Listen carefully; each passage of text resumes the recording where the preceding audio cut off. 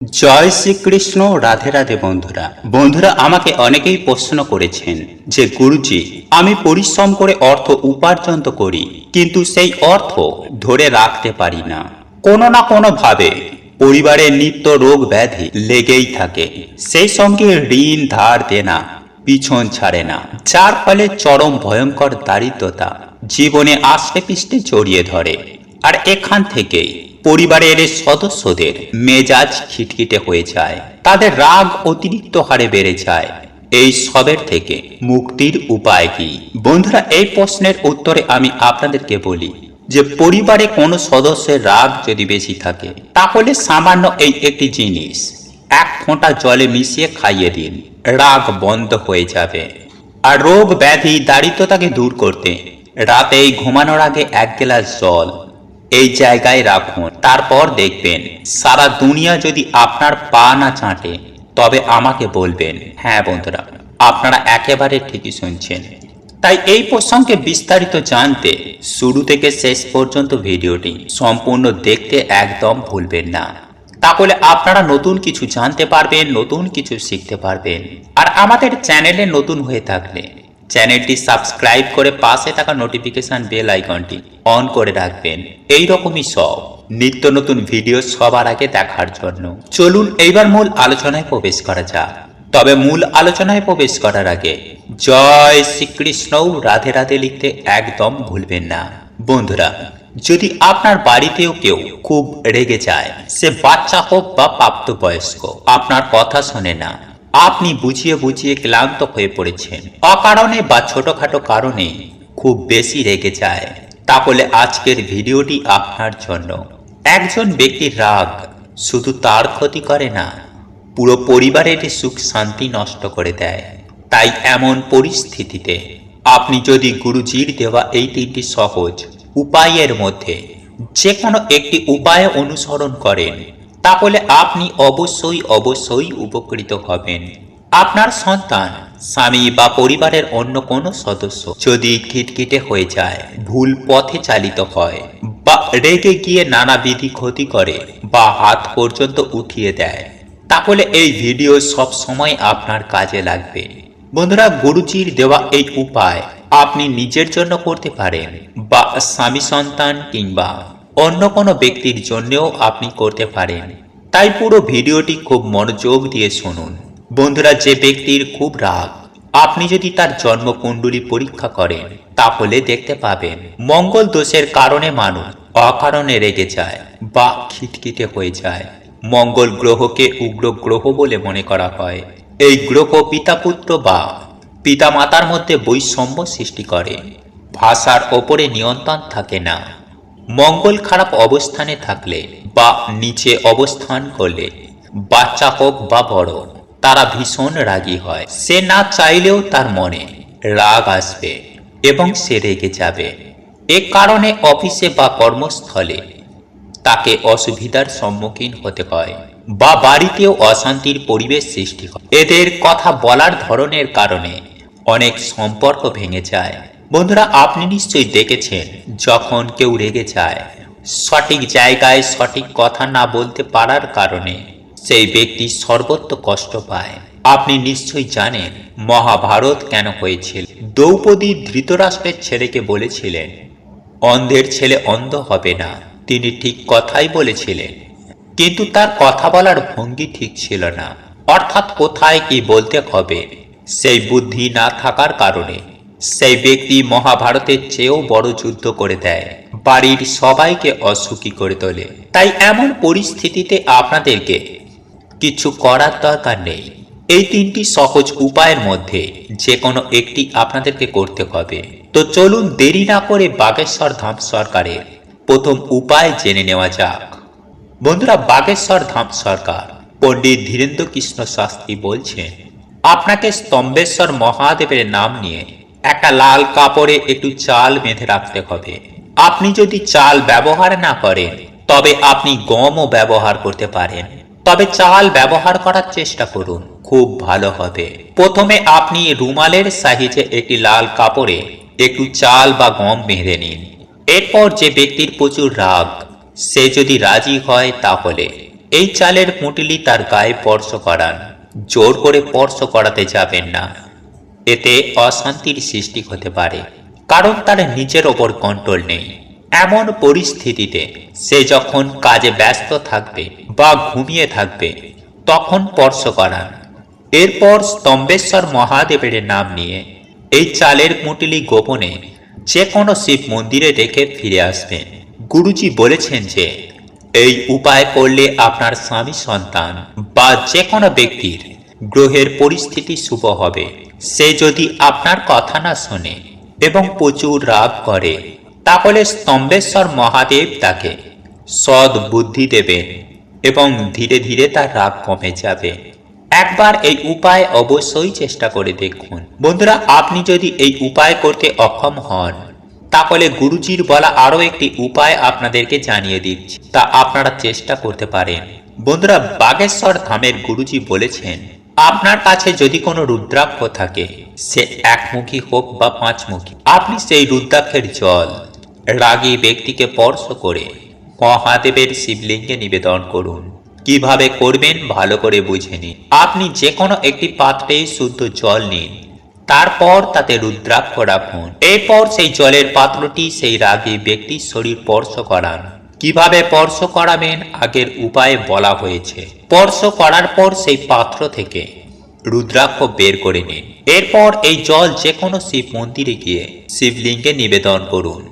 নিবেদন করার সময় আপনার স্বামী হোক বা সন্তান, যার জন্য আপনি এই উপায় করছেন, তার নাম ও গোত্র বলুন এবং তার রাগ কমানোর জন্য মহাদেবের কাছে প্রার্থনা করুন।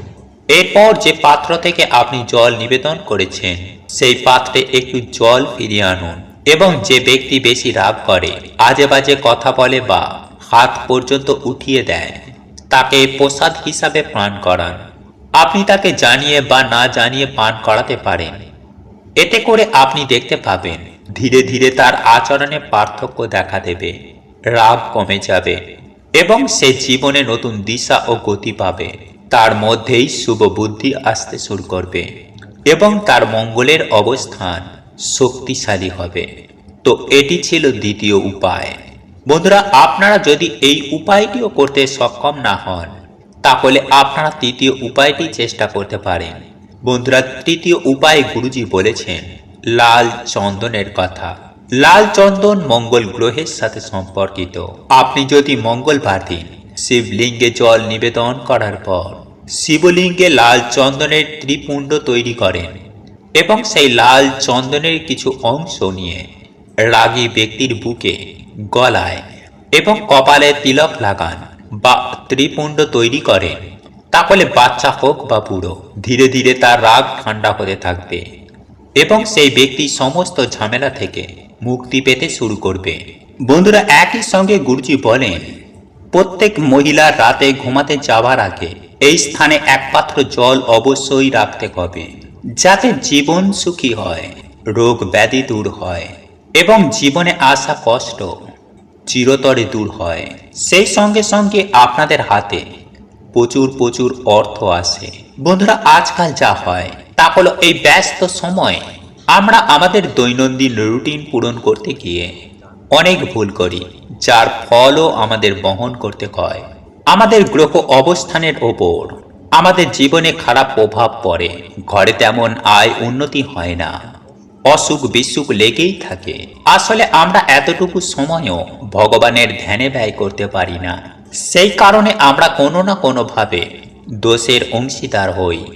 এমন পরিস্থিতিতে আমাদের শাস্ত্রে পুরাণে যা লেখা আছে সেগুলি আমাদের জীবনকে সুখময় করতে সাহায্য করে। আমরা সবাই জানি জল সবকিছুর ভারসাম্য বজায় রাখার জন্য কাজ করে।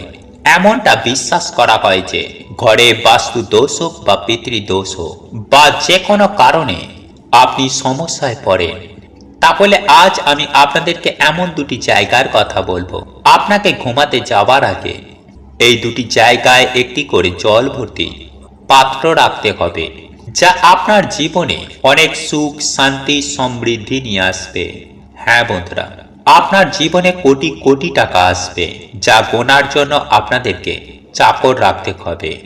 তাই ভিডিওটি সম্পূর্ণ শেষ পর্যন্ত দেখুন। বন্ধুরা, প্রথম জায়গাটি হলো রান্নাঘর। গুরুজি বলেন রান্নাঘরে মাতা অন্নপূর্ণার বাস, যাকে মাতা পার্বতী রূপেও পূজা করা হয়।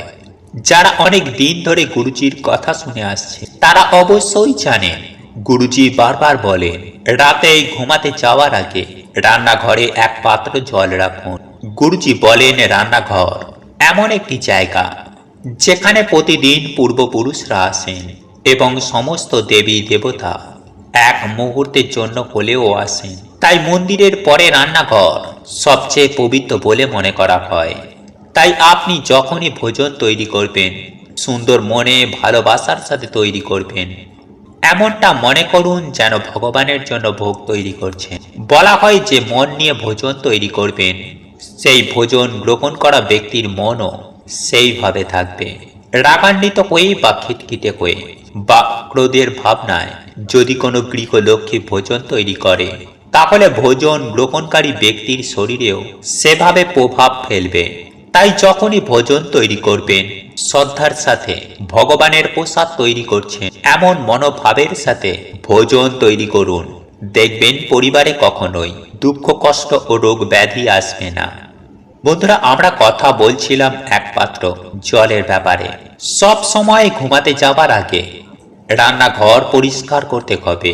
তারপর আপনার কাছে যেমন পাত্র থাকে, সে ছোট বালতি হোক বা ঘটি বা যে কোনো পাত্র, তাতে শুদ্ধ জল ভর্তি করতে হবে। তারপর তাতে ঢাকনা দিতে হবে এবং রান্নাঘরে রেখে দিতে হবে। এরপর সকালে ঘুম থেকে উঠে এই জল ঘরের প্রধান দরজায় ছিটিয়ে দিতে হবে। বন্ধুরা, রান্নাঘর ছাড়াও গুরুজি আমাদের সবাইকে আরও একটি জায়গায় জল ভর্তি পাত্র রাখতে বলেছেন।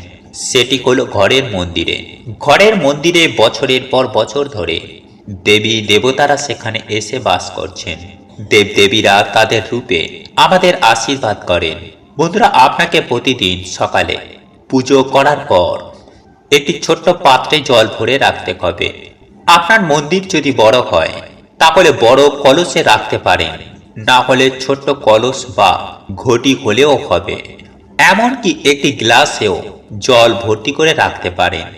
আপনি চাইলে কলসের ভেতরে তুলসী পাতা রাখতে পারেন, আর এটি শ্রেষ্ঠ বলে মনে করা হয়। এইভাবে জল সারাদিন রেখে দিতে হবে। এরপর যখন আপনি সন্ধ্যায় আবার মন্দিরে যাবেন, সেই পবিত্র জল প্রধান দরজা সহ পুরো ঘরে ছড়িয়ে দিন এবং তারপর সন্ধ্যার প্রদীপ জ্বালান। এতে করে ঘরের সমস্ত বাস্তু দোষ দূর হয় এবং পিতৃদোষ ও ঘরের অন্যান্য দোষ ত্রুটি সহ নেতিবাচক শক্তি দূর হয়ে যায়। বন্ধুরা, সন্ধ্যার প্রদীপ জ্বালানোর পর আবারও এক পাত্র জল ভরে মন্দিরে এইভাবেই রেখে দিন। সকালে ঘুম থেকে উঠে মন্দিরে রাখা জল এবং রান্নাঘরে রাখা জল একসাথে মিশিয়ে প্রধান দরজায় ছিটিয়ে দিন। বাকি বেঁচে যাওয়া জল পুকুরে বা কোনো গাছে দিয়ে দিন। এইভাবেই আপনাকে দিনের পর দিন করে যেতে হবে। তবে মনে রাখবেন, এই জল বাথরুম ইত্যাদিতে যাওয়া উচিত নয়। গুরুজি বলেন মন্দিরে এবং রান্নাঘরে আমাদের সকলেরই এই নিয়মটি মেনে চলা উচিত। বলা হয় আমাদের বাড়ির মূল দরজায় সারা রাত আমাদের পূর্বপুরুষরা ঘুরে বেড়ায়। এছাড়াও এমন অনেক মানুষ আছে যাদের দৃষ্টিভঙ্গিও খুব খারাপ। আপনার উন্নতি দেখে তারা চলে। সমাজে আজকাল আমার আপনার মতো সরল মানুষ কম হয়, দুষ্ট প্রকৃতির লোক বেশি হয়ে গেছে। তাই এমন পরিস্থিতিতে প্রত্যেক মহিলাকে সকালে বাড়ির প্রধান দরজায় এই জল ছিটিয়ে দেওয়া উচিত। এটির অনেক সুবিধা রয়েছে যা শাস্ত্রে স্পষ্টভাবে ব্যাখ্যা করা হয়েছে। বন্ধুরা, পরিবারের পুরুষরা তাদের দৈনন্দিন কাজে ব্যস্ত থাকে, টাকা রোজগারে লেগে থাকে, কিন্তু প্রত্যেক নারীকে ঘরের খেয়াল অবশ্যই রাখা উচিত। এই পরম্পরা আজকাল নয়, বহু বছর ধরে চলে আসছে। প্রধান দরজায় জল ছিটিয়ে দেওয়া, উঠানে লেপ দেওয়া, উঠান পূজা, উঠানে প্রদীপ জ্বালিয়ে রাখার রীতি অনেক বছর ধরে চলে আসছে, কিন্তু এখন চিরস্থায়ী পাকা বাড়িতে পরিণত হয়েছে। গ্রামের দিকে এই নিয়ম এখনো মেনে চলা হয়, কিন্তু আপনারা সবাই অন্তত সকালে বাড়ির প্রধান দরজায় জল ছিটিয়ে দেওয়া ও সন্ধ্যায় বাড়ির প্রধান দরজায় প্রদীপ জ্বালিয়ে রাখতে ভুলবেন না। সেই সঙ্গে বাড়ির সামনে তুলসী গাছ অবশ্যই রাখুন। তুলসী গাছ বাড়িতে থাকলে মনে করা হয় কালও সেই বাড়িতে প্রবেশ করতে পারে না। যে বাড়ির প্রধান দরজায় জ্বলন্ত প্রদীপ, ঘরের সামনে তুলসী গাছ এবং প্রধান দরজায় সর্বদা পবিত্র জল ছিটিয়ে দেওয়া হয়, বলা হয় কোনো বিশেষ প্রতিকার, পূজা পাঠ ও আরাধনা না করতে পারলেও এই সহজ কাজ নিয়ম অনুযায়ী করলে সেই ঘরের আয় উন্নতি কেউ আটকাতে পারবে না। বাড়ির রান্নাঘরে মাতা অন্নপূর্ণার ছবি লাগানো অনেক শুভ বলে মনে করা হয়। আপনি দেখে থাকবেন অনেক বাড়িতে টাকা কম এলেও সেই টাকা পুরোপুরি সঠিক পথে খরচ হয়। দুর্ঘটনা, বিপদ বা ওষুধে খরচ হয় না, সেই টাকা ভালো কাজে খরচ হয়। আবার অনেক বাড়িতে চারদিক থেকে টাকা আসে, ইনকাম করার লোকও অনেক, কিন্তু অন্যের ঈর্ষা ও নজর লেগে থাকে, যার ফলে দুঃখ, কষ্ট ও রোগ ব্যাধিতে টাকা খরচ হয়ে যায়। বন্ধুরা, অনেক ছোট ছোট নিয়ম রয়েছে যা এখন মানা হয় না, কারণ আধুনিকতার দূরত্বে আমরা সেগুলি ভুলে যাচ্ছি। তাই আজ থেকেই এই নিয়ম মেনে চলুন। বাড়িতে এই দুই জায়গায় এক পাত্র জল রাখুন এবং সঠিকভাবে ব্যবহার করুন। জীবন সুখময় হবে, ধন সম্পদ বৃদ্ধি পাবে। কোনো না কোনো ভাবে আপনি যদি কোনো ধরনের দুঃখ বা অসুস্থতায় ভুগতে থাকেন এবং যদি ঘরে বাস্তু দোষ, পিতৃদোষ ইত্যাদি আপনাকে কষ্ট দেয়, তাহলে আপনি সব কিছু থেকে মুক্তি পাবেন, মন শান্ত থাকবে এবং পরিবার ইতিবাচক শক্তিতে পূর্ণ হবে। বন্ধুরা, যদি এই ভিডিওটি উপকারী বলে মনে হয় তাহলে অনুগ্রহ করে লাইক করবেন, বন্ধু বান্ধবীদের শেয়ার করুন এবং কিছু জানতে চাইলে কমেন্টে জিজ্ঞাসা করুন। জয় শ্রীরাম, জয় সীতারাম, জয় শ্রীকৃষ্ণ, রাধে রাধে। প্রভু আপনাদের সকলের মঙ্গল করুক। আপনারা সকলেই সুস্থ থাকবেন, ভালো থাকবেন। নমস্কার, ধন্যবাদ।